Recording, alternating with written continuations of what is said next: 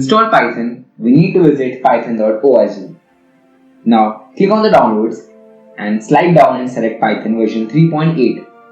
It is not advisable to download the latest version of Python as it may have bugs. We can download a new version of old released version of Python. In this case it's Python 3.8.10. Nowadays almost all PCs are 64-bit, so let's download Windows install 64-bit version, but you can check what type bit is supported by your system and download accordingly to it. After downloading it, you simply need to install it and that's it.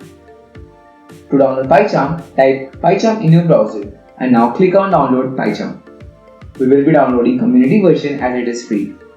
Just click on save and Pycharm will start downloading. Now when it is downloaded, we need to install it. To install it, we have to give a destination folder for setup.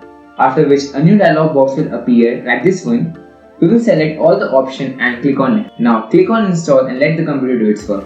And the last step is to reboot your computer. Now to check if it is working perfectly, let's write a hello world program in Python. Let's create a new project and name it Team Delta. Now let's create a new Python file named file1 and write print hello world. Now we'll run our file. As you can see, we have hello world printed here. So yes, our Pycharm is working fine. Okay, this was it for today's guys. See you all in the next video.